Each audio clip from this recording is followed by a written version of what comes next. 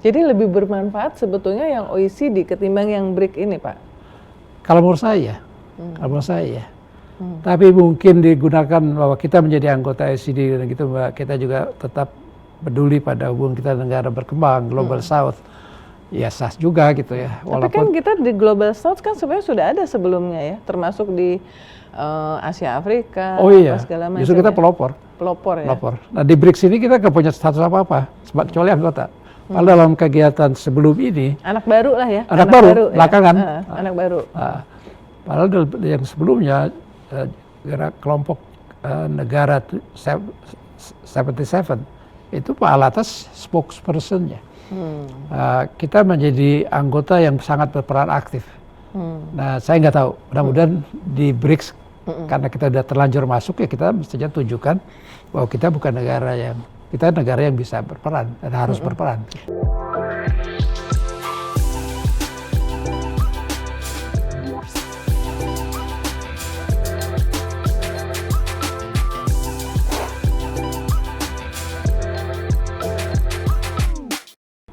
Hai Sobat Millennial and Gen Z, apa kabarnya? Semoga kalian sehat dan puasa di bulan Ramadan lancar ya buat yang menjalankan ibadah puasa. Ketemu lagi dengan saya di program Real Talk with Uni Lubis. Dan saya tuh udah minta waktunya cukup lama sebetulnya sama beliau. Ini narasumber saya zaman mulai saya rasa dari tahun terutama intens tahun 2000-an ya. Pada saat itu beliau menjabat sebagai Menteri Luar Negeri di dua Presiden Megawati Soekarno Putri dan juga Presiden Susilo Bambang Yudhoyono. Jadi diplomat yang sangat-sangat senior, belakangan berkecimpung di dunia pendidikan karena posisinya sekarang adalah Rektor Universitas Prasetya Mulia. Tapi saya akan banyak nanya tentu tentang kebijakan luar negeri Indonesia karena ini menarik nih, situasi yang sangat menarik dengan Indonesia pemerintahan baru, Presiden Prabowo, kemudian juga Trump 0.2. Jadi dunia sedang sangat menarik untuk kita bahas dan beliau adalah narasumber yang menurut saya paling pas untuk saya tanya banyak pertanyaan. Pak Hasan Wirayuda, selamat datang di kantor kami Pak Hasan. Terima kasih atas kesempatan untuk bertemu dengan Uni Lubis. Terutama dengan teman-teman milenial and Gen Z ya. Gen Z ini usia-usia yang di bawah Gen Z awal tuh kan 17-an itu kira-kira usia-usia yang sekarang diurusin sama Pak Rektor ya. Iya betul. Di universitas ya. Nah Pak Hasan, gimana ceritanya kok kemudian bisa bergabung dengan universitas swasta, I think one of the best ya di Indonesia? Pertama memang saya dekat dengan dunia pendidikan. Mungkin dapat saya katakan dalam DNA saya, dalam darah saya mengalir. Saya sebagai guru, saya sebagai orang yang sangat memperhatikan dekat dengan dunia pendidikan. Pertama karena ayah saya sejak saya lahir sudah jadi kepala sekolah. Jadi itu satu. Yang kedua dalam pengalaman hidup saya kenyang banyak kesempatan untuk menimba ilmu pengetahuan dari berapa ya? Di samping saya lulus dari UI Fakultas Hukum, saya juga mengarungi perjalanan keilmuan saya di 4 universitas. Di Inggris, di Oxford University, kemudian di Fletcher School of Law and Diplomacy, kemudian di Harvard Law School, dan kemudian di Virginia ya, Doctor of Juridical Science in International Law. Ya, exactly. Jadi karena itu rasanya tadi menjadikan saya gemar pada kehidupan kampus. Dan pasti sebagai kita yang berkecimpung di dunia pendidikan, dunia universitas, saya menikmati kebebasan akademik di sana. Dan yang kedua juga, udah tahu ya, saya merasa mungkin memang dunia pengabdian saya pada publik ya, di luar yang melalui jabatan publik. itu sudah seperti aspirasi saya dari dulu. Bahkan dapat saya katakan ketika saya masih pegawai negeri kemudian menjabat pun sudah memikirkan bahwa my second career will be at the Ini university. kayak giving back juga ya Pak ya. Artinya saya membayangkan mahasiswa kalau dapat kuliah dari orang yang pengalaman panjang di dunia praktis. Karena kan nggak sesuatu yang praktikal tuh lebih mahal value-nya ketimbang yang ada di teori-teori gitu ya. Pasti sangat-sangat menarik ya dengerin cerita-cerita kisah-kisah itu ya. Macam-macam ya. Pertama memang 42 tahun saya di dunia publik ya, jabatan publik. Saya justru mendapatkan selama berapa tahun sekarang 4 tahun di kampus, itu ada kesenjangan besar antara dunia akademik dan dunia praktisi. Tidak hanya tercermin dari misalnya upaya pengembangan ilmunya sendiri yang bisa jadi ketinggalan dengan dunia praktek. Nah, itu yang mimpi itu yang saya bawakan ke kampus. Bagaimana kita mendekatkan, sebab kalau kita memberikan pengajaran pada mahasiswa, kan kita harus tahu kebutuhan pasar apa. Nah, banyak mata kuliah sistem kurikulum kita di banyak universitas sangat ketinggalan. Karena itu pendekatan yang kuat di Universitas Prasetya Mulia adalah memanfaatkan praktisi. Jadi katakanlah satu mata kuliah tertentu, iya teorinya, tapi kita undang praktisi untuk mengajar. Itu satu cara. Tapi itu pun masih tidak cukup. Ya sebagai diplomat saya tahu lah perkembangan yang pesat di kawasan kita. Terjadi pergeseran geopolitik dari transatlantik Amerika Eropa ke Asia Pasifik, lebih fokus lagi ke Asia Timur. Pola kiblat pendidikan kita kan Eropa dan Amerika. Kita lupa bahwa kawasan kita yang sekarang berkembang menjadi center of the world, itu tidak masuk dalam kurikulum di berbagai universitas besar kita sekalipun. Ini yang saya coba memberikan warna baru. Contoh yang paling konkret misalnya perdagangan ASEAN dengan China tahun lalu itu 1 triliun dolar Amerika, melampaui perdagangan China dengan 27 negara di Eropa. Sementara kita tidak kenal, tanyakanlah pada diri kita, saya selalu tanyakan, siapa orang kita yang ahli tentang China? Bukan bahasa saja, bukan ASEAN budaya, tapi politiknya, ekonomi dan sebagainya. Juga dengan Jepang, dengan Korea. Ini yang kita ketinggalan 25 tahun. Jadi karena itu saya mulai membentuk satu pusat studi Asia Timur, Pak Rizal Sukma sebagai kepala pusat studinya. Tapi kita juga akan membentuk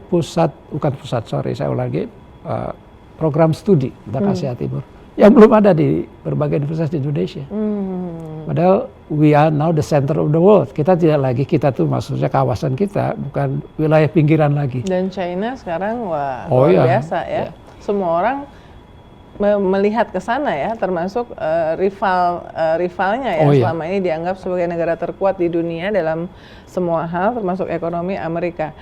Kalau Amerika aja ada yang nggak tahu apakah Pak Hasan setuju. Saya baca bukunya Henry Kissinger on China. Setidaknya dia dari buku itu mencoba untuk menceritakan tentang China dari perspektif dan pengalaman dia kan, membangun kayak semacam explainer ya kepada pembacanya ya. Di kita emang belum ada belum ya. Ada. Makanya saya katakan tadi ketinggalan.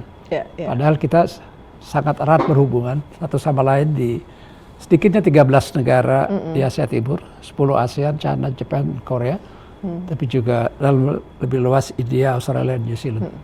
Dan anak muda menurut riset tuh Pak Hasan memang suka dengan konten-konten, artikel atau apapun yang berkaitan tentang 3 hal ya. Satu, behind the scenes ya. Jadi saya akan tanya beberapa behind the scene peristiwa. Dan itu juga menarik, pasti kalau Pak Hasan ngasih lecture ya, studium general tentang pengalaman pasti banyak behind the scenes ya. Lalu explainer ya, menjelaskan konteksnya ini apa. Kalau sekarang peristiwa ini terjadi seperti ini tuh konteksnya di masa lalu pasti ada gitu ya. Kalau dulu Pak Yaakob Utama itu selalu bilang menjelaskan duduk perkara sebuah peristiwa. Yang ketiga adalah fact checking ya. fact checking. Jadi ini kayaknya sama wawancara saya sama Pak Hasan tuh memenuhi 3 kriteria itu ya. Nah, tapi sebelumnya teman-teman, saya tuh mau cerita ya, sebagai jurnalis, 2 hal yang sangat saya ingat dan saya apresiasi pada saat Pak Hasan menjadi Menteri Luar Negeri adalah, yang pertama, mungkin kalian ingat ya, kalau bisa di-search sekarang, tahun 2005 kalau saya nggak salah ada sebuah kehebohan yang dipicu oleh kartun Nabi Muhammad yang dimuat oleh sebuah media Jalan Posten di 2006. Denmark ya, Denmark. 2005 Pak. 2005. Dan gara-gara itu Pak Hasan, Menteri Luar Negeri Indonesia, bekerja sama dengan pemerintah Norwegia menginisiasi namanya Global Intermedia Dialogue.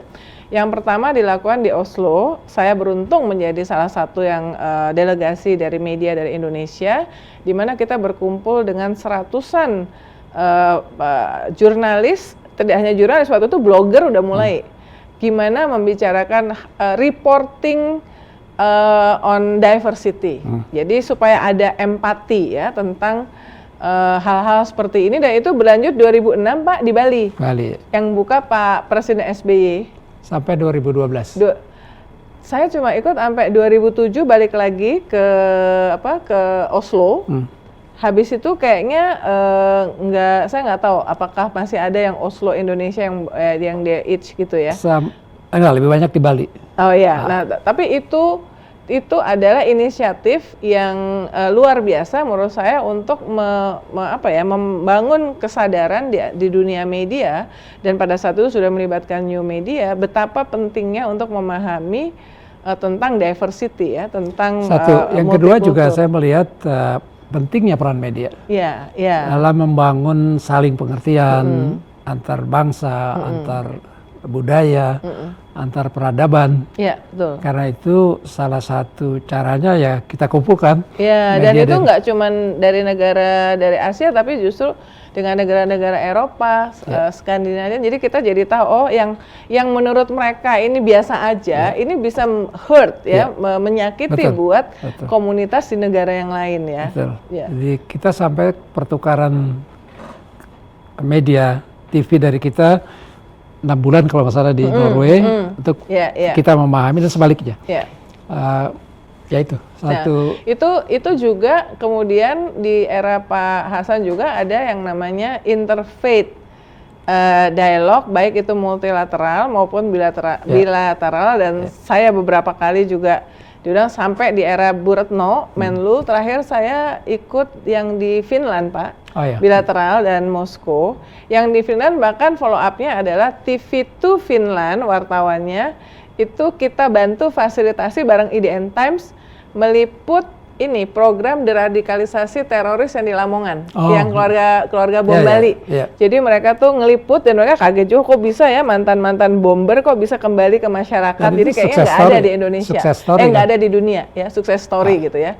Betul. Jadi itu wartawan dari Finland tuh selama seminggu kita temenin Pak, bareng sama saya untuk liputan di Lamongan. Gitu ya. Jadi itu adalah hal-hal. Nah, yang kedua adalah Foreign Policy Breakfast, ingat nggak Pak?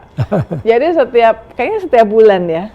Kadang-kadang tergantung. Ada yang setiap minggu saya tergantung keperluannya. Nah, jadi yang setiap bulan yang salah satunya saya diundang dan beberapa pemimpin redaksi lain adalah Foreign Policy Breakfast di Kemlu, Gedung Pancasila. Menunya selalu bubur ayam. Murah. Bubur ayam, dan itu kombinasi yang diundang adalah dari Komisi 1, kemudian pimpinan ormas-ormas keagamaan, terus ada jurnalis, ada media ya. Kita ngomong off the record semuanya tentang segala hal, boleh termasuk mengkritik policy-nya Kemlu ya. Jadi bicara antara semua stakeholders-nya ya. Kemlu itu dan melibatkan media. Jadi terima kasih tuh Pak. Itu ada menurut saya lupa, bagus. saya juga belajar dari media.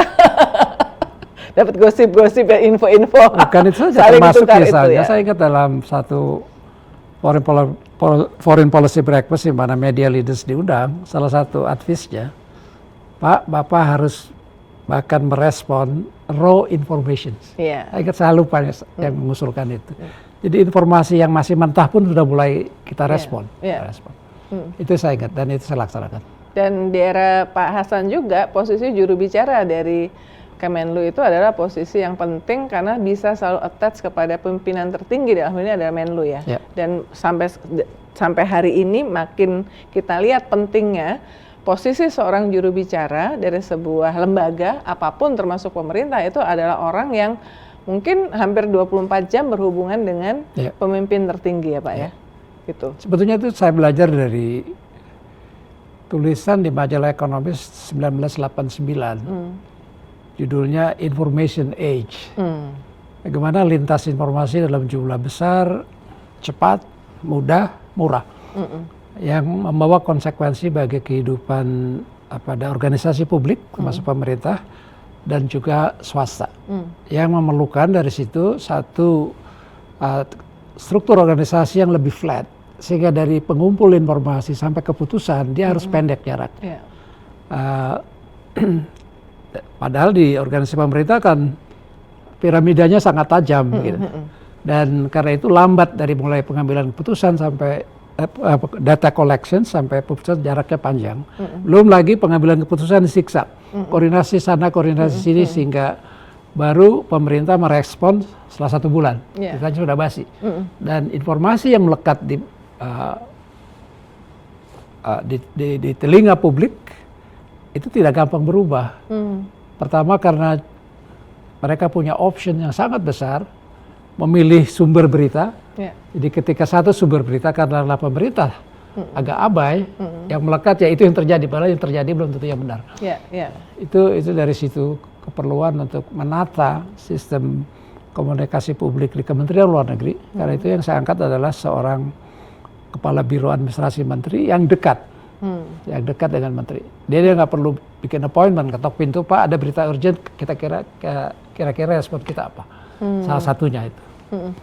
Nah, dalam 15 tahun terakhir ini kan fungsi itu menjadi lebih menantang karena era digital kan Pak.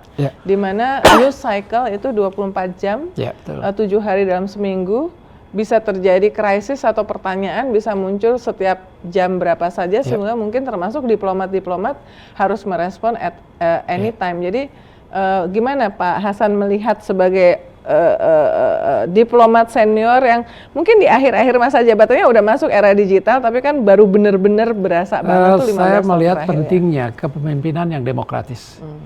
Untuk tidak pemimpin memonopoli sebagai sumber berita, tapi percayakan kepada event yang paling junior di perwakilan katakanlah, untuk menanggapi pertanyaan wartawan. Saya ingat betul ketika saya dalam perjalanan ke kantor mendengarkan wawancara RCTI dengan yang paling junior di KBRI Manila berhubungan dengan kasus 5 warga kita yang ditangkap tuduhan terorisme. Saya bilang bagus. Kemudian saya telepon dubesnya. Saya baru dengarkan wawancara anak buah Anda dan teruskan itu, percayakan pada mereka, delegasikan wewenang. Sebab kalau monopoli dan sebelum itu monopoli dubes kan, dubesnya main golf 5 jam, padahal tadi harus sudah direspon. Dan bisa sampai kesimpulan pendengar di Jakarta, apa kerjanya tuh KBRI?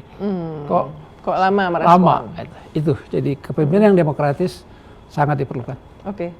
Nah sekarang Pak, Presiden Prabowo, ini kan menarik ya, karena kalau saya menggunakan istilah di beberapa podcast wawancara sebelumnya bahwa Presiden Prabowo ini akan menjalankan fungsi langsung sebagai Chief Diplomat of Indonesia, ya. Langsung dia juga menunjukkan dengan traveling abroad lumayan banyak. Sekarang ini kira-kira kita masuk di 132 hari karena kemarin Presiden baru mengadakan pertemuan dengan kabinet untuk membahas 130 hari. Gimana Pak Hasan melihat kebijakan luar negeri Indonesia di bawah kepemimpinan Prabowo Subianto? Saya ketika beliau memenangkan pemilu dan belum dilantik, saya membayangkan Pak Prabowo itu akan menjadi foreign policy president. Itu istilah yang banyak diungkapkan. Dan beliau well equipped untuk itu sebetulnya. Dari latar belakang pengalaman tinggal di luar negeri, belajar di luar negeri, memahami perilaku, cara berpikir orang asing, orang barat misalnya di mana beliau tinggal, dan kemampuan berbahasa dan sebagainya. Jadi punya modal untuk menjadi presiden yang aktif. Foreign policy president. Saya suka membandingkan, betul atau salah, dengan Presiden Presiden Biden yang 25 tahun menjadi ketua Senat Foreign Policy. Beliau sangat, bahkan untuk hal-hal yang kecil pun beliau ikut berbicara di White House. Nah, dan yang kedua, memang sejak berakhirnya Perang Dingin, katakanlah sejak 1990, summit diplomasi itu meningkat. Jadi banyak hal yang dulu mungkin disepakati pada tingkat menteri, jadi angkat ke tingkat summit.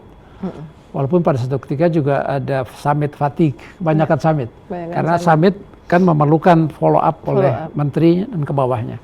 Dengan kata lain, bagus summit itu, keputusan yang dibuat, kesepakatan yang dibuat pada pertemuan presiden dengan presiden lain, dengan presiden dengan perdana menteri, itu bisa mempercepat proses. Tetapi kan terjemahannya tetap berikutnya, elaborasinya oleh para menteri. Nah, ini yang menurut saya ya kita perkuat. Karena kan di Kementerian Luar Negeri itu banyak orang yang punya institutional memory yang panjang. Ini tadi katakan bahwa satu hal memang muncul sekarang, tapi latarnya tadi itu bisa 25 tahun ke belakang. Itu satu. Jadi institutional memory menjadi sangat penting. Bagus kalau menterinya menguasai itu. Tapi kalaupun tidak, begitu banyak diplomat senior di Kementerian Luar Negeri yang praktis sudah ahli pada bidangnya untuk juga didengar, dimintakan masukannya. Jadi tergantung pada keterbukaan menteri di situ. Saya kira si Pak Sugiono cukup terbuka mau mendengarkan, dan itu bagus. Walaupun ada juga dalam hal tertentu menteri itu bertemu dengan menteri lain bukan hanya 4 mata, tapi bisa kalau di ASEAN 20 mata itu. Jadi cuma menteri doang nih? Menteri doang. Jadi nggak boleh ada pendamping, biasanya kan Menlu terus didampingi oleh 1 atau 2 orang. Tapi berarti ternyata menurut pengalaman Pak Hasan, ada waktu-waktu di mana Menlu ya harus sendiri, apakah itu bertemu 4 mata atau yang tadi di ASEAN 20 dan lebih mata. lagi dalam meeting itu karena informal, tidak ada agendanya. Jadi bisa, tidak ada bekal apa-apa dari, karena kita nggak tahu agenda yang dibicarakan, tergantung dinamika pembicaraan itu sendiri. Itu satu. Yang kedua, yang ketiga, bisa jadi tamu penting datang ke minta pertemuan dengan menteri, dia nggak pernah, bisa jadi nggak berikan agendanya apa yang mau dibicarakan. Yang kedua, menteri nggak boleh tanya, kan menteri berhak mau ketemu saya ngapain, apa agenda, nggak gitu ya? Ya dia bisa cara menghindar untuk memang tidak akan kasih tahu, elemen of surprise. Itu juga begitu. Jadi bisa jadi instant reaction dari kita didasarkan pada pengalaman tadi, institutional memory, tapi bukan mungkin dan juga bekal keilmuan yang membuat intuisi kita lebih kuat. Dalam saya menghadapi beberapa hal yang sangat krusial seperti itu. Jadi one on one, tidak didampingi, agendanya tidak diberitahukan, bahkan ini saya sebut saja berhubungan dengan negara superpower yang bahasanya dari awal sudah intimidatif, sudah ultimatum. Can you do it in a month? Artinya menuruti kemauannya. Isunya kita tidak dibilang apa-apa, dan ya saya bersyukur bahwa pada ujungnya dari yang gaya unilateralis menekan, mengultimatum, untuk akhirnya mengakui, maaf, saya tidak punya jawaban terhadap pertanyaan Anda. Itu instant, practically. Dan ya tidak tiap bulan ada begitu, tapi sebagai menteri siap-siap saja. Harus siap ya. Artinya adalah memang well prepared itu penting banget, dan memanfaatkan sumber-sumber informasi yang sebenarnya sudah ada dari pengalaman-pengalaman dari para diplomat senior itu, Pak ya. Karena kan mereka nggak cuma dari ilmu, tapi juga mungkin berdasarkan penempatan sebelumnya dan penugasan-penugasan sebelumnya ya. Oke. Nah, seberapa signifikan justru pertemuan-pertemuan informal itu membantu dalam meraih kesepakatan yang menguntungkan buat Indonesia dalam konteks ini dibandingkan dengan pertemuan-pertemuan multilateral, summit, apa yang rame-rame itu, kalau menurut pengalaman Pak Hasan? Pertama, bisa mempercepat proses. Pertanyaan apakah proses yang cepat itu baik bagi kepentingan kita? Di situ memang jangan terjadi elemen of surprise. Maksud saya dalam pertemuan tingkat menteri atau kepala negara, mestinya kita tahu agendanya. Supaya sedikit banyak ada persiapan, ada briefing yang disiapkan oleh kementerian atau pejabat senior. Jadi, dan lagi-lagi juga keperluan untuk mau mendengarkan. Saya pernah mendampingi Presiden SBY dalam pertemuan dengan Presiden Arroyo. Kalimat pertama, Filipina. Kalimat pertama dari beliau, bukankah kita masih ada masalah sengketa tentang Pulau Sipadan? Pastilah tidak maksud saya mengecilkan Pak SBY, tapi itu kan sangat teknis. Saya minta izin Pak, boleh saya menjawab begitu. Ya, perluan studi saya juga tentang itu cukup.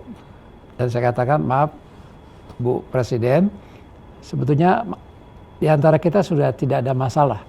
Karena masalah kepemilikan Pulau Miangas ini, itu sudah diselesaikan di peradilan arbitrase tahun 28. Dan itu sangat jelas dikukuhkan bahwa Miangas menjadi milik Belanda, ya karena kita mewarisi wilayah Belanda, menjadi milik Indonesia. Nah itu instan.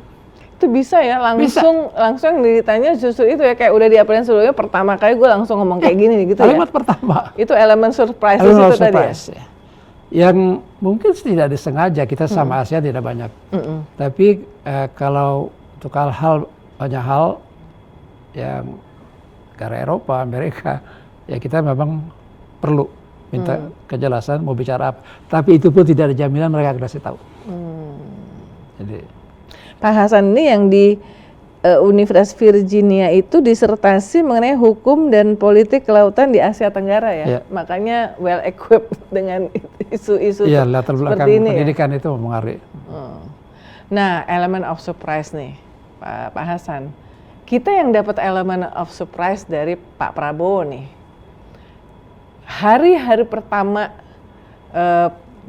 administrationnya Pak Prabowo, bahkan waktu itu saya ingat kan Pak Prabowo dilantik tanggal 20 Oktober ya, 21 announcement menteri ya.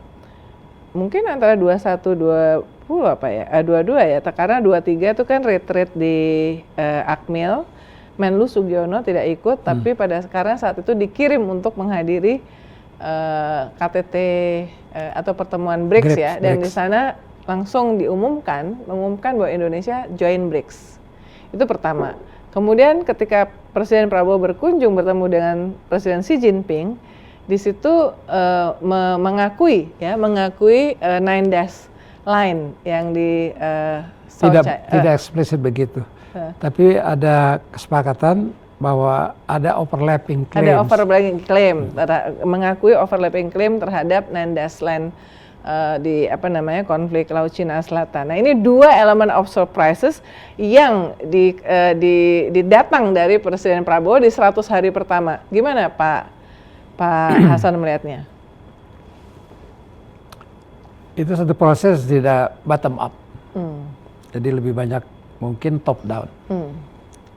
Saya katakan tadi dalam pertemuan antara kepala negara, kepala pemerintahan, bisa lebih cepat prosesnya, ya kan, dibandingkan yang bertingkat. Tapi juga kerugiannya kalau kita tidak mengantisipasi adanya persoalan yang akan dibicarakan di sana. Jadi satu tentang BRICS ya. BRICS dulu. Kalau itu saya memang ketika saya jadi Menteri Luar Negeri, saya ketika ditanya wartawan, Pak kenapa kita tidak menjadi anggota BRICS? Saya katakan mungkin bersyukur kita tidak menjadi anggota. Karena pada waktu itu sekitar 2005 kali ya, Brazil yang sudah menjadi anggota BRICS sejak awalnya, itu ekonominya jatuh pada masa Presiden Lula tahun-tahun terakhir. Juga Afrika Selatan, juga anggota BRICS. yang bukan hanya ekonomi yang meluncur jatuh, tapi juga politiknya. Nah, sebaliknya saya katakan bahwa China dan India ekonominya terus membaik, tapi bukan karena BRICS, adalah karena China dan India. Gitu. Yeah. Satu. Dan saya tidak melihat dari BRICS itu negara seperti Brasil dan South Afrika, Afrika Selatan yang tidak ekonominya memburuk. Tidak ada bantuan dari BRICS, kesan saya begitu. Yeah, yeah. Itu satu. Maksud saya, ya kita cermati lah kira-kira BRICS itu pada waktunya bagaimana. Dan saya yang kedua, memang dari pengalaman saya ikut langsung, tidak begitu percaya pada satu kegiatan yang kerjasama yang transregional. Dulu gerakan non-blok membentuk kelompok 15, G15. Kemudian negara-negara anggota konferensi Islam membentuk Development Aid, kelompok 8. Yeah. Kemudian juga dari zero saya ikut bersama negara-negara kawasan di sini membentuk Forum for East Asia and Latin America. Lagi-lagi transregional. Dan yang terakhir yang mestinya punya prospek lebih baik adalah MIKTA. Meksiko, Indonesia, Korea Selatan dan Turki dan Australia. Semuanya itu anggota G20 yang relatif lebih mapan dari banyak negara lainnya ya. Kalau punya peluang keberhasilan itu yang lebih berhasil. Tapi ternyata tidak. Tidak. Jadi nggak jalan ya? Nggak jalan. Bahkan saya pernah dengar pada ujungnya ketika dia tidak jalan, Korea Selatan pun agak bingung bagaimana mematikan itu. Karena mematikan satu kegiatan yang kita sepakati bersama itu tidak mudah. Ada prestise negara bersangkut di situ. Nah jadi saya tidak tahu persis pertimbangannya kenapa kita segera masuk BRICS. Padahal waktu itu kita tahu dari pertemuan di Afrika Selatan kalau saya keliru masuk negara-negara anggota baru. Yaitu pertama Uni Arab Emirat, itu negara yang ekonominya maju ya. Kemudian Mesir, Mesir yang setelah 2013 kan babak belur politiknya dan juga ekonominya. Yang lebih parah lagi Ethiopia. Ethiopia yang separuh negara aja dalam konflik, sebagian kelaparan gitu. Jadi quite a mix dari keanggotaan. Dan waktu itu saya ingat karena saya waktu itu meskipun nggak meliput langsung di dalam summitnya yang di Johannesburg, saya ada di sana. Karena waktu itu kan itu rangkaian negara terakhir yang dihadiri oleh Presiden Jokowi yang tur ke 4 negara di Afrika. Waktu itu kan kesimpulan kita masih akan mempelajari. Jadi kita masih akan mempertimbangkan. Tapi kan terus ini kan menjadi ya itu tadi surprise pertama di hari pertama dari pemerintahan Pak Prabowo. Menurut Pak Hasan kenapa? Punya analisa nggak? Saya tidak berani berandai-andai karena saya tidak mengikuti dari dekat ya. Tapi kalau dari statement publiknya Menlu dan juga Pak Presiden kan apa ya kayak semacam menunjukkan bahwa kita itu non-alignment, aktif di berbagai seperti itu. Ya kan? Dan sejak itu juga kita tidak dengar ya, saya tidak tahu perkembangannya, follow up bukan hanya keanggotaan kita tapi juga kegiatan BRICS. Tapi yang kita tahu adalah, saya tahu ada kompetisi kepemimpinan. China yang dengan Belt and Road Initiative aktif berhubungan dengan dunia mereka sebut Global South. India juga begitu, tapi juga Rusia. Tiga ini berkompetisi berebut pengaruh di wilayah ini, khususnya dalam konteks tentunya persaingan global mereka dengan Amerika Serikat. Ya dalam kasus nyata sih memang dengan China dikenakan sanksi oleh Trump 1-0, perdagangan dan hubungan kerjasama ekonomi China dengan negara-negara selatan ini sangat maju, sangat maju. Jadi tapi itu kan individual negara. Tapi sebagai kolektif kerjasama, saya belum dengar. Kalangan diplomat Amerika itu justru juga mempertanyakan move ini karena di saat yang bersama sebenarnya Indonesia sedang berjuang untuk masuk OECD yang notabene itu dominated by Western country, tapi kemudian join BRIC gitu ya. Apakah itu dimaksudkan untuk mencoba balancing di antara dua superpower ini? Tapi itu malah bikin bingung. Nah kalau Pak Hasan ngeliatnya Indonesia tuh mestinya kayak gimana dengan situasi sekarang? Satu pemikiran atau dari pihak kita maupun pihak OECD untuk kita menjadi anggota atau status apapun di sana itu sejak 2006. Saya menerima sekjen OECD yang datang ke Indonesia. Saya katakan, apa maksudnya Anda? Karena saya juga tahu waktu itu dua negara yang belakangan menjadi, waktu itu sudah masuk ke anggota OECD, Korea Selatan dan Meksiko, income per kapitanya sudah $16.000. Saya bilang, Anda kan tahu kita 4.000 aja masih menggap-menggap waktu itu ya. Dia bilang kita tahu, tapi kita menghitung prospek ekonomi Indonesia ke depan. Dalam artian itu positif, mereka melihat kitanya, menghargai kita, dan bagaimana kita ke depan. Bukan suatu yang baru dari pendapat banyak pihak, termasuk kelompok-kelompok konsultan yang membayangkan Indonesia akan mencapai, katakanlah termasuk kekuatan ekonomi keempat di dunia pada tahun 2045-2050. McKinsey dari 10 tahun, 15 tahun lalu sudah bicara begitu. Tapi kalau saya melihat bahwa kita akan maju ya, dan harus kita yakini, nggak mungkin kita mundur ya, maju dan maju yang menonjol, pesat. Kita memerlukan belajar keanggotaan kita di OECD untuk proses pembelajaran. Katakanlah contoh yang paling sederhana, kita itu dalam kebijakan anti korupsi, itu kan pedomannya adalah konvensi PBB tentang anti korupsi. Yang itu produk dari 190 negara katakanlah, sehingga bukan standar yang tinggi, tapi lebih kepada lowest common denominator. Nah, kalau dibandingkan standar konvensi OECD dan aturannya tentang anti korupsi pasti lebih tinggi. Jadi kita sebetulnya dengan kita mempunyai status tertentu, saya tidak bilang anggota, bisa saja misalnya observer dulu, tapi kita sudah mulai dari situ memanfaatkan dalam hal pengembangan aturan dan norma untuk berkaca dari apa yang mereka sudah capai, karena kita akan menuju ke sana. Jadi saya tidak dari dulu, walaupun sebagian melihatnya dari segi ideologis, Pak kita kan negara berkembang, kan kita aktif di gerakan non-blok, kita aktif di grup 77. Ya buat saya never mind, kita tidak mengecualikan hubungan dekat kita negara berkembang. Dari awalnya begitu, tapi kita harus mulai menempatkan diri kita akan maju. Karena itu dengan kita menjadi anggota OECD atau observer, kita mulai belajar dari kemajuan yang mereka capai. Dalam banyak hal, contoh tadi anti korupsi salah satunya. Jadi saya sangat terbuka karena itu. Digitalisasi juga negara-negara ini maju sekali ya, teknologi ya. Kita bisa Cina juga jago teknologi. Standar-standar yang mereka sudah kembangkan daripada kita mikir sendiri dan belum tahu juga gitu. Jadi sebetulnya. Jadi lebih bermanfaat sebetulnya yang OECD ketimbang yang BRIC ini, Pak. Kalau menurut saya,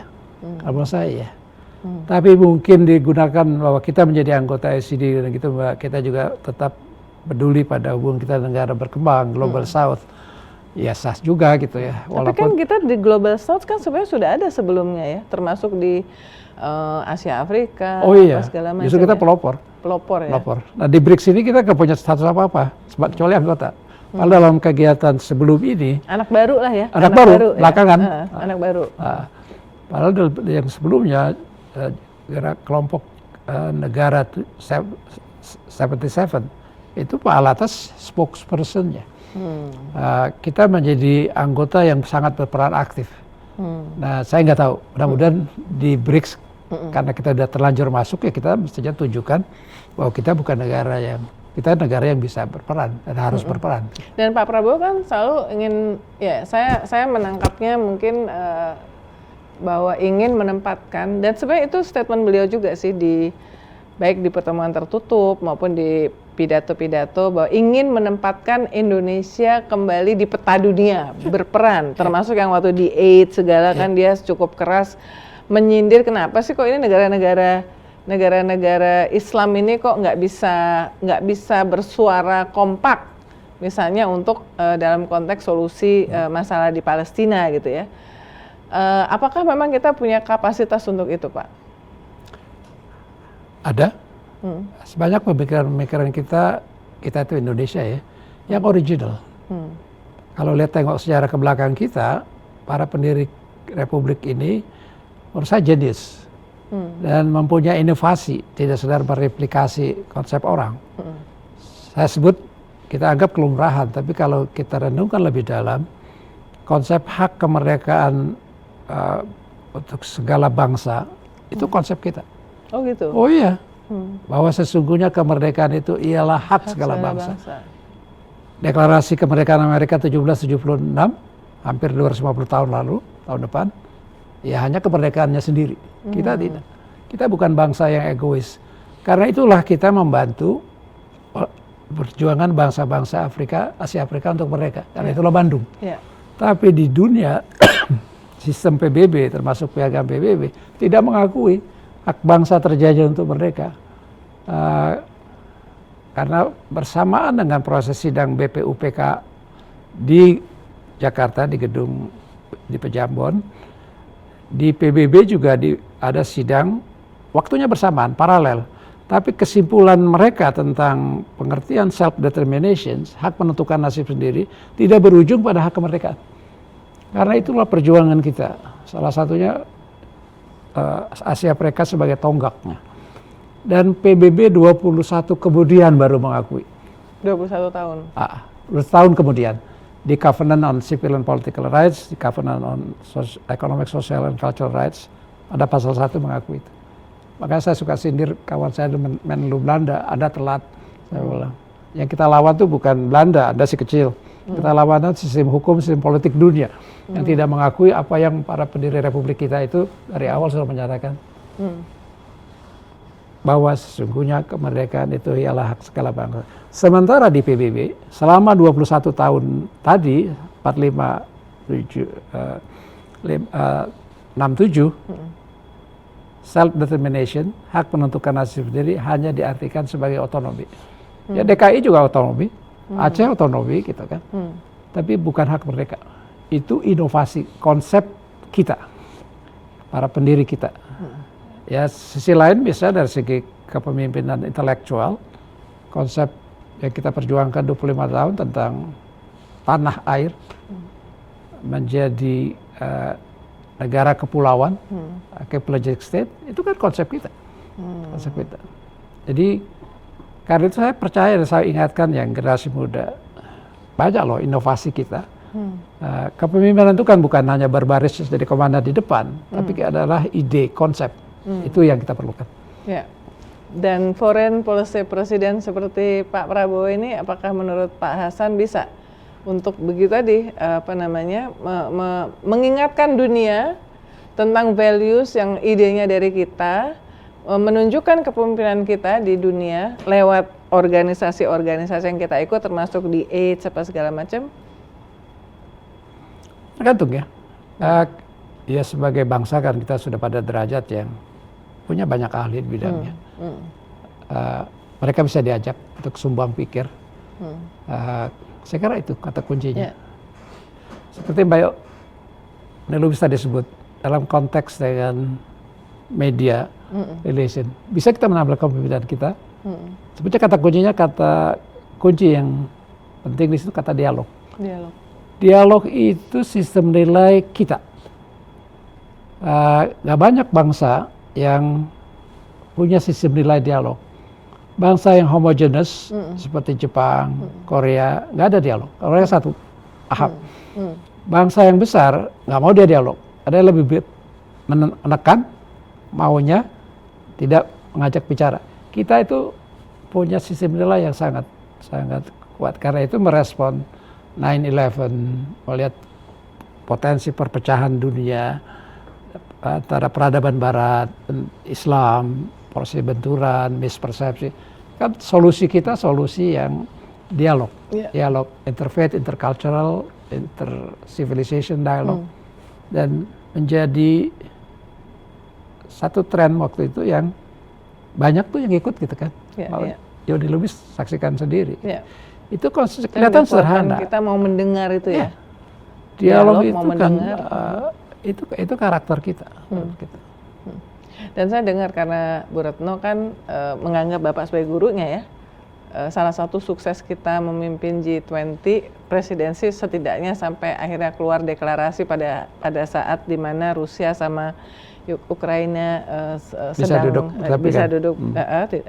sedang konflik adalah karena Indonesia memposisikan untuk memfasilitasi dialog dan mau mendengar semuanya ya. Itu tidak mencoba imparsial terhadap semuanya ya. Oke, itu tadi soal BRIC, berarti Pak Hasan tetap kurang setuju ya, nggak setuju kalau kita bergabung dengan BRICS ya. Kalaupun sudah bergabung, tunjukkan peran kepemimpinan kita. Untuk kita tidak jadi pengikut. Sebab tradisionalis sejak kita merdeka dulu, paling gampang sejak Asia Afrika, we are leading.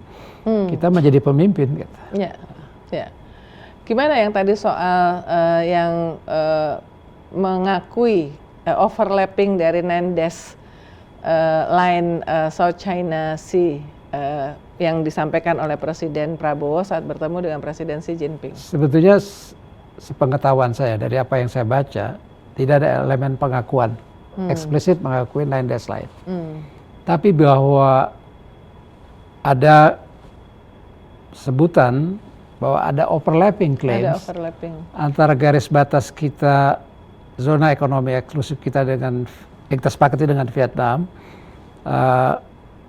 bersinggungan atau overlaps dengan Nandes line, implikasinya, implied, secara implikatif, seperti kita mengakui Nandes line. Ya walaupun masih ada koma, dalam pelaksanaan tentunya mempertimbangkan aturan hukum yang berlaku. Tetapi kalau menurut saya, setidaknya dengan pengakuan ada overlapping itu, kita memberikan makna dari Nandes line. Saya itu, bukan saya bicara di Jakarta, di forum di Beijing pun saya katakan bahwa pertama,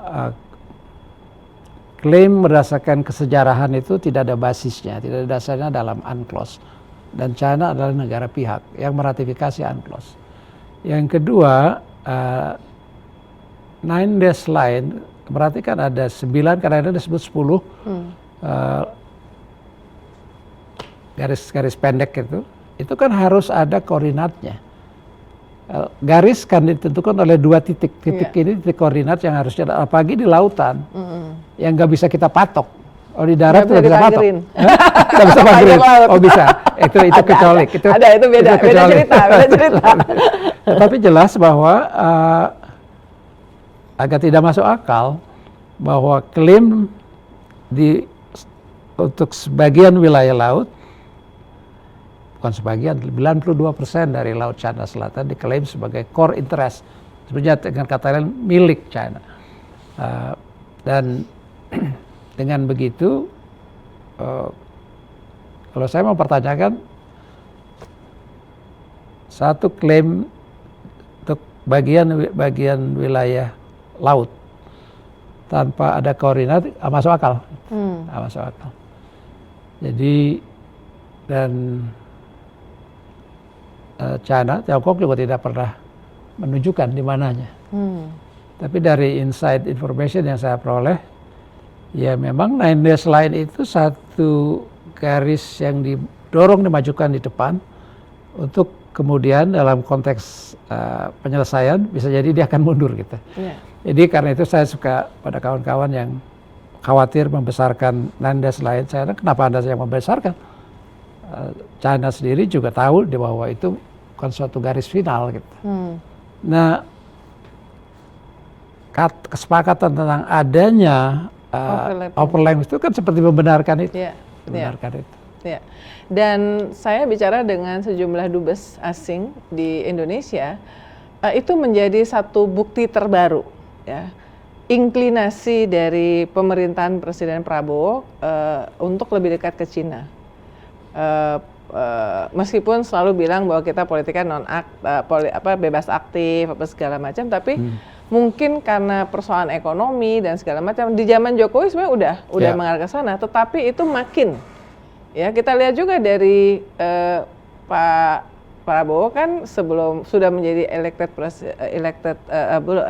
sudah masih Menhan tapi belum dilantik ke sana. Lalu kunjungan pertama juga sesudah resmi dilantik juga ke sana ya. Lalu kemudian ada yang pengakuan overlapping. Jadi Pak Hasan apakah melihat juga bahwa kita lean toward China? Sebenarnya bisa timbal balik. Ya. Yang kesan saya China juga sangat menganggap penting kita. Misalnya di forum think tanks, mereka itu bisa terbuka untuk mengatakan bagaimana kalau dibangun hubungan segitiga China, Amerika Serikat dan Indonesia. Anda kan dekat dengan China, kita dengan China dan juga dengan Amerika, bisa menjembatani gitu. Itu saya tahu dari ungkapan-ungkapan di forum think tank. Kelihatan mereka memang lebih ingin dekat. Jadi bukan one way sebetulnya. Tidak kita ingin dekat, tapi ya saling ingin dekat. Ya dengan alasan sendiri-sendiri. China pasti dalam menghadapi hubungan mereka dengan Amerika ingin merangkul. Mereka tahu misalnya statement di ASEAN kan dalam persaingan rivalitas antara dua superpower ini kita tidak mau ditarik ke pihak Amerika atau China. Tapi setidaknya kedekatan itu tidak ingin tampilkan. Kalau tidak kita waspada memang bisa jadi rangkulannya itu ingin dikesankan kepada pihak lain bahwa Indonesia dekat dengan saya loh, bukan dengan pihak yang lain. Jadi both sides sebetulnya ini ya bisa memanfaatkan image yang terbangun dari itu ya. Dan sah-sah aja sebetulnya ya. Tapi both side mungkin juga mengirimkan signal itu termasuk terutama kepada Amerika. Seperti itu nggak Pak? Both side maksudnya siapa? Indonesia maupun China. Kalau kita mengirimkan pesan kita dekat dengan China, bisa jadi untuk mengundang Amerika memberikan perhatian pada kita. Bisa jadi itu. Tapi cara itu juga belum tentu yang efektif ya. Dalam masa perang dingin dulu, Cold War dulu sejak 48 sampai dengan 90 lah katakan, kita kan bukan kita, prinsipnya dalam non-blok orang sering menafsirkan kita tidak berpihak pada kutub kelompok A atau kelompok B. Bahkan Bung Hatta dalam satu artikelnya di majalah Foreign Affairs tahun 53 mengatakan, bukankah kita Indonesia punya cita-cita, ideals, dan kepentingan nasional yang kita harus perjuangkan di luar dari hanya berpihak pada A dan B. Itu satu. Makanya saya tidak setuju pendapat yang mengatakan bebas aktif itu netral. Kita punya posisi, harus punya posisi. Yang kedua, bukan kita harus hanya berpihak pada A atau B. Kita punya dalam konteks sejarah diplomasi, kita bisa dekat dengan A dan dekat dengan B. Dalam kasus pembebasan Irian Barat, itu luar biasa. Contoh yang paling cantik, bahwa bebas aktif, kita bisa dekat dengan kedua pihak yang bertikai, yang bersengketa. Ingat kan kita pernah belanja militer $1 billion dari Rusia. Kemudian Bung Karno juga dekat dengan Kennedy, bahkan bukan kedekatan sebagai pejabat, tapi keluarga. Dan Amerika waktu itu khawatir bahwa dengan mulai dengan China 49 menjadi negara komunis, kemudian Vietnam masih berkecamuk perang Vietnam, dan Indonesia yang dari segi belanja militer dekat dengan Uni Soviet, kita akan dirangkul. Tapi mempertimbangkan posisi strategis Indonesia, dan yang kedua adalah kebijakan Amerika yang anti komunisme, mengcontain komunisme. Amerika membantu mencarikan solusi, menekan Belanda untuk berunding. Itu perundingan New York 62, itu yang memfasilitasi transfer of Papua, Irian Barat dulu menjadi milik Indonesia. Itu contoh yang paling cantik. Jadi kita dekat dengan keduanya. Kedua yang sedang bertikai. Jadi sebetulnya itu bisa jadi satu model juga. Ya dulu memang memerlukan orang se-charming Bung Karno katakanlah. Ya, kenapa tidak? Kita juga banyak orang yang charming juga untuk melakukan hal seperti itu. Pak, tapi dengan situasi polarisasi di tingkat global sekarang, dengan konflik, dengan bagaimana personality dari pemimpin-pemimpin negara, termasuk sekarang Presiden Trump di Amerika, Trump 0.2, mungkin nggak bahwa sikap kita termasuk terhadap BRIC atau dianggap lean terhadap Cina itu membuat Amerika menganggap bahwa Indonesia nggak menganggap hubungan dengan Amerika tuh serius gitu. Ada semacam itu nggak Pak? Siapa yang nganggap pandangan Amerika? Iya, pandangan Amerika. Karena ada suara seperti itu. Memang kalau kita perhatikan delivery dari janji Amerika di berbagai forum, termasuk di G20 yang lebih akrab sebetulnya, itu delivery-nya rendah. Yeah. Di G20 Summit di Rome sebelum kita ya, itu Amerika menjanjikan seingat saya 16 miliar dolar untuk bantuan negara-negara berkembang. Tidak ada. Yeah. Di G20 di Bali, itu kan kita dijanjikan Amerika dan Jepang dalam konteks energy transitions akan memberikan bantuan yang JETP itu 20 billion dolar. Miliar dolar. Tapi kan ketika Pak Luhut ke Amerika menagih mana? Iya benar. Artinya saat waktu itu saya ketika diwawancara TV bagus, tapi jangan take it as it is. Gitu. Tahu sejarahnya bahwa delivery Amerika terhadap janjinya itu rendah. Jadi itu yang terjadi. Yeah. Dan sementara pada pihak lain, katakanlah China lebih ekspresif. Dia yang dia janjikan, betul. dia wujudkan. Ya belum tentu 100%. Ya. Tapi lebih banyak. Lebih jelas. Jadi gitu di situ memang ada gap. Ada gap antara ya sebenarnya bukan hanya dengan China, kita dengan Jepang kan juga begitu. Wujud. Nah itu bagian sebenarnya dari konteks kesepakatan di tingkat kawasan. Kalau ekonomi ya regional economic partnerships, tapi begitu banyak bilateral free trade agreements. Indonesia China, bukan Indonesia saja, ASEAN China, ASEAN Jepang, ASEAN Korea, ASEAN India, ASEAN Australia, yang memudahkan interaksi dan delivery dari kesepakatan-kesepakatan itu lebih dekat. Termasuk kalau dibandingkan apapun kesepakatannya dari transregional yang lebih jauh. Ya mungkin karena jauh di mata, jauh di hati gitu. Kalau gitu, kalau in term of pragmatic berpikir bahwa sekarang isunya adalah ekonomi, investasi, ya kan? Termasuk diplomat kan juga ininya KPI-nya kan itu, ya. Amerika masih penting nggak Pak buat Indonesia? Amerika bagaimanapun negara superpower, walaupun tidak lagi sendiri, tidak lagi unipolar. Sejak tahun 2000 dengan keberhasilan reform and openness dari China sejak masa Deng Xiaoping, kan ekonominya melesat. Saya gunakan tahun 2000 karena tahun itu China mengoveralih Jepang sebagai kekuatan ekonomi terbesar kedua di dunia. Dengan kemajuan ekonominya dan memodernisasi militernya, dua komponen untuk menjadi superpower, kekuatan ekonomi dan kekuatan militer. Sementara Soviet Union dulu kekuatan militernya tangguh dan sampai sekarang masih tangguh, tapi ekonominya kan lemah. Jadi memang China bisa lebih superpower dibandingkan superpowernya Soviet waktu masih Soviet. Kalau sekarang kan banyak problem lagi mereka hadapi, terutama di bidang ekonomi. Dan karena itu menurut saya persoalannya dengan China menjadi superpower baru dan superpower Amerika yang bukan superpower, maksudnya sebagai kekuatan single, unipolar. dengan munculnya baru, menurut saya ada masalah psikologis juga. Mereka agak gampang menerima itu. Karena itu Amerika melihat China sebagai strategic competitor. Masa Trump 1.0 yang dilancarkan yang disebut keluar sebagai trade war. Sebenarnya di balik itu lebih dari trade war. Tetap kompetisi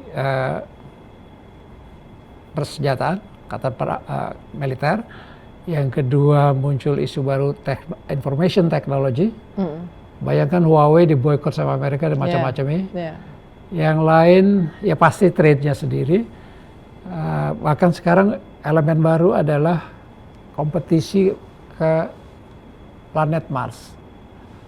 Dengan kata lain, sekarang ada perang tarif, China akan dikenakan tambahan tarif 25%, seperti Meksiko dan Kanada baru kemarin. Itu tidak akan mengurangi, menyelesaikan persaingan ini, karena ada elemen-elemen lain. Dan karena itu masih akan ceritanya akan panjang gitu. Yang bisa lebih memendekkan adalah masa Trump sekarang kan hanya 4 tahun. Dan tonggak untuk mencermati apakah kebijakan Trump dalam negeri mendapat dukungan atau kurang dukungan itu di pemilihan 2 tahun dari sekarang. Pemilihan anggota Kongres dan Senat. Sekarang itu Trump memang punya kekuasaan mutlak katakanlah. Dia menguasai House, Badan Perwakilan Rakyatnya, dan juga Senat. Tapi lebih, dan juga gubernur di wilayah Amerika yang mayoritas sekarang Republikan. Tapi lebih lagi, nggak terjadi di banyak negara, tapi di Amerika 9 dari hakim agungnya itu 6 Republikan. Jadi baik unsur eksekutifnya yang kuat, yang sangat dominan, legislatifnya juga di bawah kontrol Republikan, dan Supreme Court. Karena dia sangat confident. Dan media sosial, Pak. Karena Elon Musk pemiliknya Twitter. Ya betul, betul. Bahkan jadi menterinya ya. Nggak perlu jadi menteri, lebih kuasa dari menteri. Jadi ini yang menarik untuk kita cermati, sebab misalnya didiskusikan di Amerika sendiri. Kalau China dikenakan tarif tambahan, Meksiko juga begitu, Kanada begitu. Lalu konsekuensinya apa? Mungkin China akan terhambat dibandingkan sebelum tarif kenakan lebih tinggi. Tetapi negara-negara yang akan menikmati Jepang, Korea, karena tarif terhadap barang mereka praktis zero, tapi juga Southeast Asia. Dengan argumen bahwa knowing China akan dikenakan tarif, dia akan merelokasi industrinya masuk ke negara-negara ASEAN, dan dari situ masuk ke pasar Amerika dengan lancar, tidak ada beban tarifnya. Dan tapi itu kan juga bisa temporer. Bisa saja Trump mengatakan EU yang menampung industri China, EU juga akan kenakan tarif. Dan knowing Trump itu bisa terjadi. Jadi kita juga harus ancang-ancang ya. Dari trade war ini, apa implikasinya pada kita.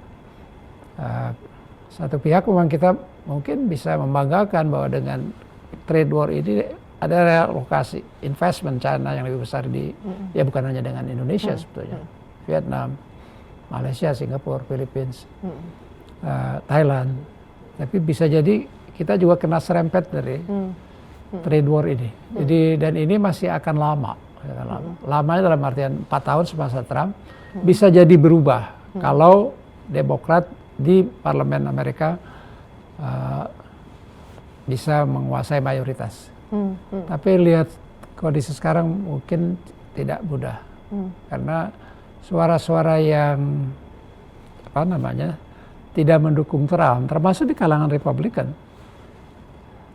Elon Musk sudah mengancam saya akan banjiri dengan dana untuk memperoleh dukungan pemilih.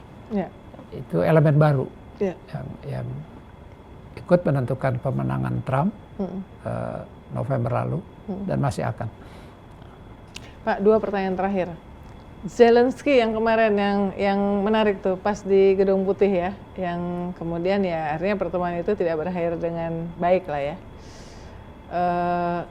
prospeknya terhadap konflik geopolitik yang sudah cukup berkepanjangan, dampaknya terhadap ekonomi juga besar, termasuk ke Indonesia di Ukraina, serangan dari Rusia gimana Pak? Jadi makin nggak ada ujungnya ya kira-kira?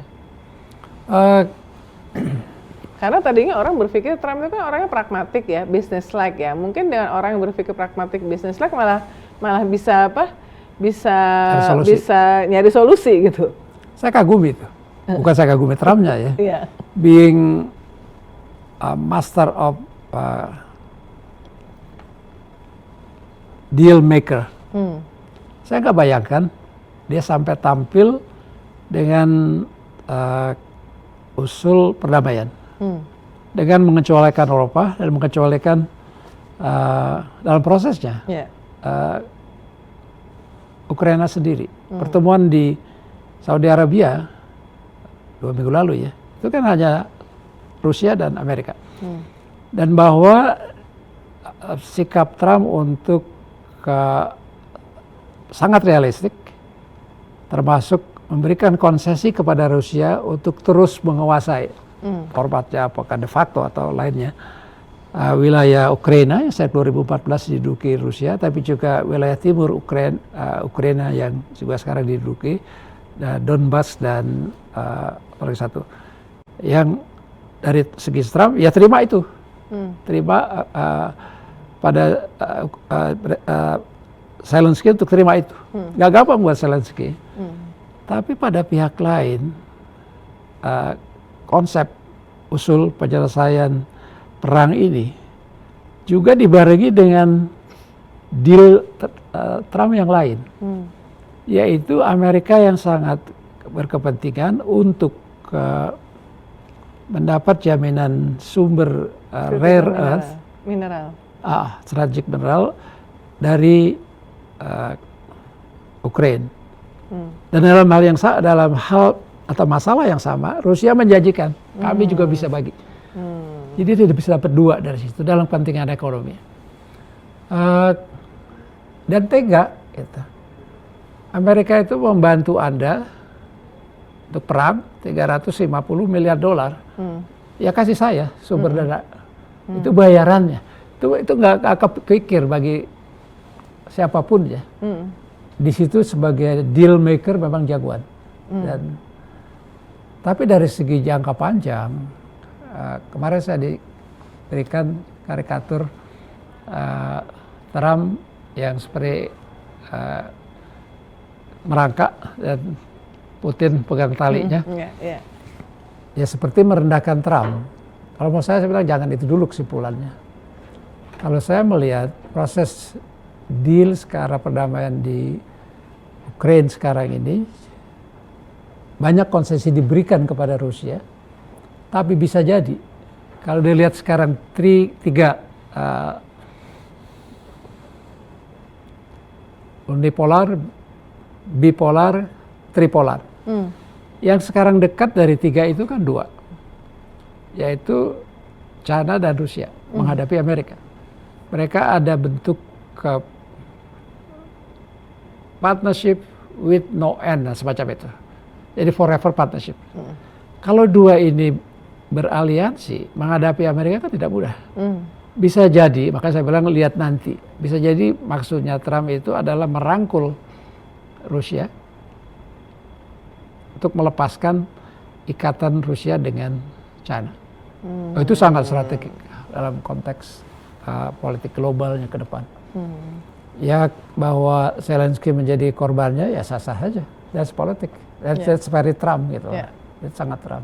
Tapi menariknya gesture yang ditunjukkan oleh Perdana Menteri Inggris pada saat Zelensky itu sampai disambutnya, dirangkulnya sampai agak di luar dari Downing Street 10 ya. Kemudian ketika ketemu dengan Pak Erdogan dirangkul gitu kan. Right after Zelensky so-called kayak dari perspektifnya pendukungnya Trump dipermalukan lah. Di Gedung Putih ini juga ini ya, itu juga kalau dalam diplomasi itu signal-signal juga Pak ya? Matters. Body language, di samping bahasa. Dan tapi kalau menurut saya memang Eropa kan sekarang sangat lemah. Bahkan hubungan aliansi Amerika dengan Eropa yang sudah 80 tahun bisa jadi terputus. Sejak sebelum Trump jadi presiden kedua, kan sudah dikatakan Anda spend untuk belanja militer hanya 2%. Semua negara itu. Dan selama ini Anda menggantungkan, memanfaatkan kalau Amerika. Bukan hanya payung nuklirnya, tapi juga senjata konvensional kan dari Amerika lebih banyak. Itu satu. Jadi saya tidak mau lagi. Saya berutang pada rakyat saya gitu kan. Jadi Anda tingkatkan spending militer Anda menjadi, semula disebut 2,5. Terakhir ini sudah menyebut 5%. Gak gampang gitu. Pada pihak lain memang Eropa yang sejak Perang Dunia Kedua kebangkitan ekonominya kan karena Amerika. Marshall Plan misalnya. Tapi terlalu lama nyaman dengan itu. Dari segi Trump ada benernya. Masa saya harus menghabiskan billion dolar untuk membantu Anda, sementara Anda seharusnya sudah belanja militer yang lebih besar, no more gitu kira-kira. Dan itu Eropa tidak siap. Pecah makanya juga. Termasuk bagaimana mereka harus membantu Ukraina. Apalagi 2 hari lalu Amerika mengatakan pengiriman senjata amunisi di stop dulu. Dan Eropa tidak siap. Tidak siap. Jadi sekelihatannya keras rangkulannya Perdana Menteri Inggris, tapi kalau diukur secara konkret berapa billion dolarnya, singkat saya baca, mungkin 1,5 atau 2 billion euro ya. Dibandingkan Amerika yang menggelontorkan 60, 100, total menjadi apa yang diklaim Trump sebagai 350. Jadi musuhnya Zelensky ya yang melihat, yang menghitungnya justru lebih yang ini ya, supportnya yang lebih jelas ya. Exactly. Kalau dia ternyata tidak. Dan memang menurut saya perdebatan di White House itu, di Oval Office ya, bukan hanya tidak cantik, agak blunder juga buat Zelensky. Dan juga tapi dari segi diplomasi memang jelek sekali. Diplomat juga biasa berdebat keras kadang-kadang, tapi kan tidak di depan publik, di depan kamera gitu kan. Ngeyel di rumah orang ini juga. Ngeyel di rumah orang. Kadang-kadang saya berpikir orang mungkin lupa ya, sebelum jadi presiden Zelensky itu kan pelawak terkenal. Komedian. Ya, mungkin dia justru karena itu merasa nggak ada nggak ada ini boundary urusan diplomasi bla bla blanya itu. In a way juga Trump. Iya, being benar, businessman. Nah, jadi ini dalam kondisi yang lebih sulit ya. Satu, Palestina gimana Pak? Ini juga kayaknya nggak ada silver lining. Makin nggak ada silver lining. Trump bagaimanapun diakui berhasil memfasilitasi ceasefire, gencatan senjata, yang memungkinkan pertukaran tawanan dan sebagainya. Sandera. Kita punya harapan, kita tuh banyak orang punya harapan, bahwa dengan peran Amerika yang lebih aktif, maka dari gencatan senjata menuju pada perjanjian sementara katakanlah damai itu bisa dicapai.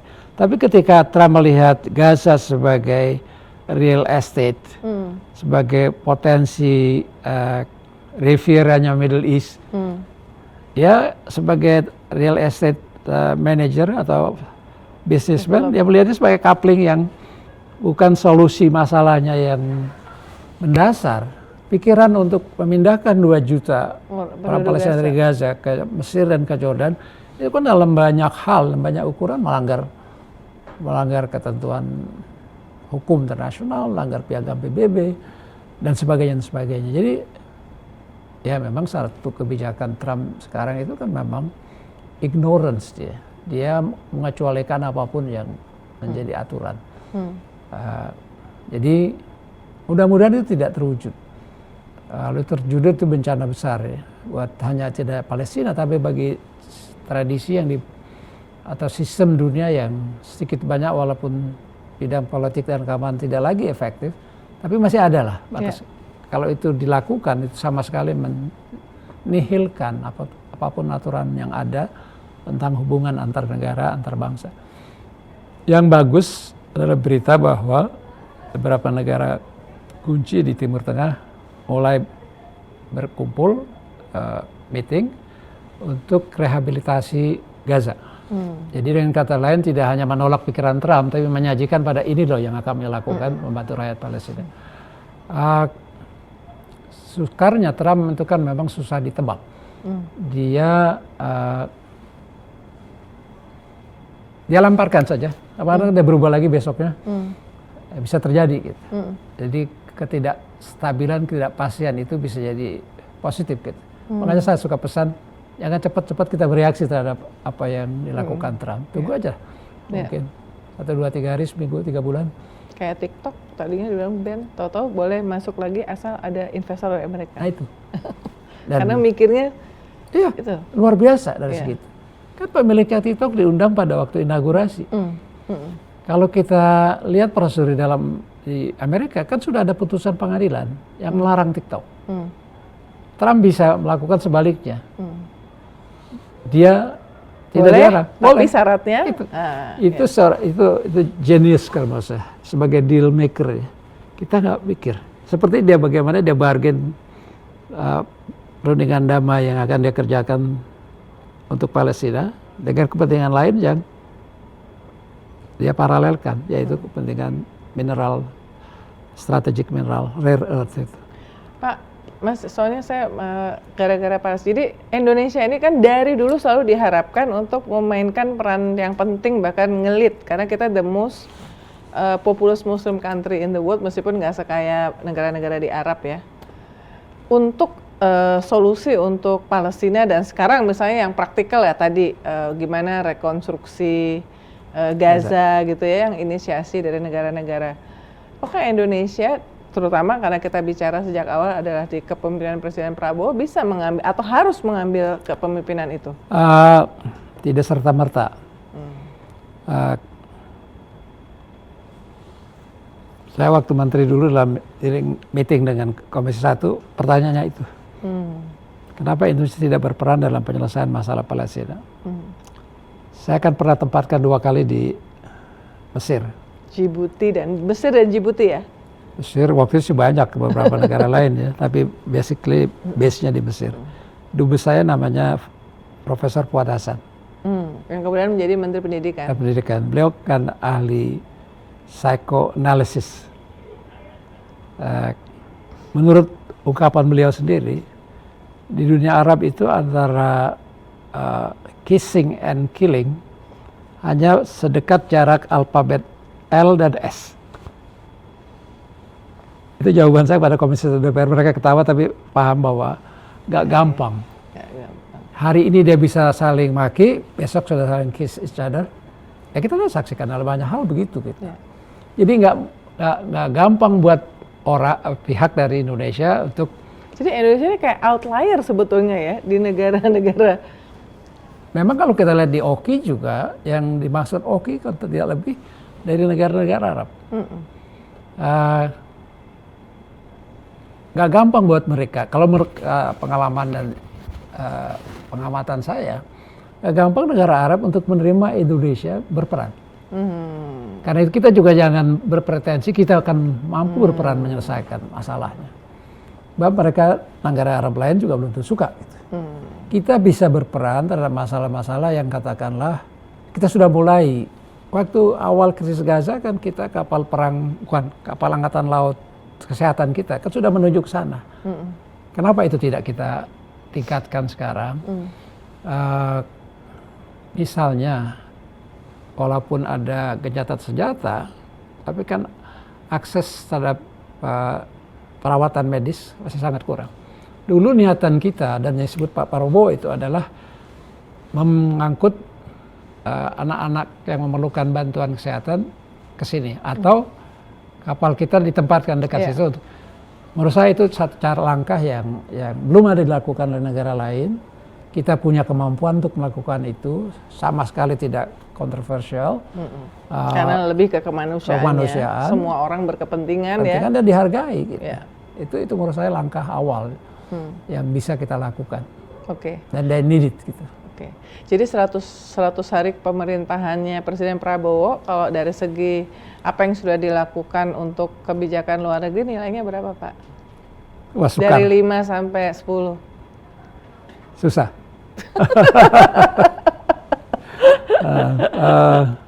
Tapi yang Bapak puji apa?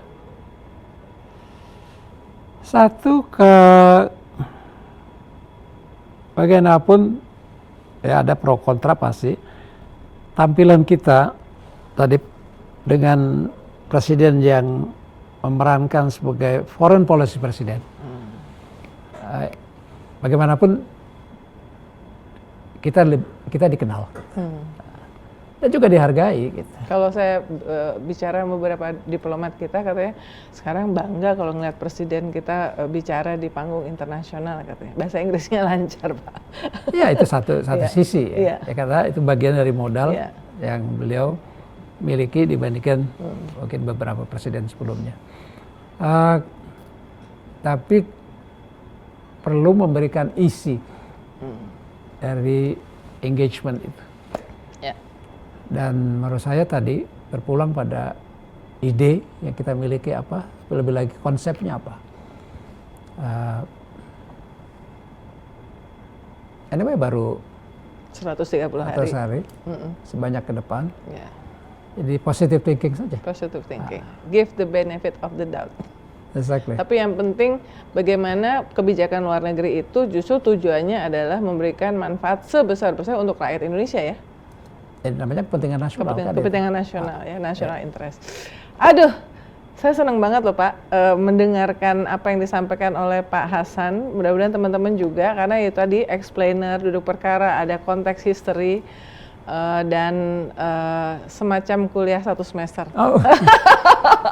Tentang policy luar negeri Indonesia yang dikaitkan dengan situasi terkini dan konteks masa sebelumnya. Belum sempat nanya tentang ASEAN, tapi mudah-mudahan nanti bisa ngobrol lagi karena ASEAN ini juga sangat-sangat menarik ya. Menarik. Terima kasih sekali lagi Pak Hasan atas insight-nya. Terima kasih para pemirsa. Ya, dan sampai ketemu lagi di Real Talk with Uni Lubis berikutnya. Jangan lupa subscribe di YouTube IDN Times dan di media-media sosial IDN Times. Salam sehat.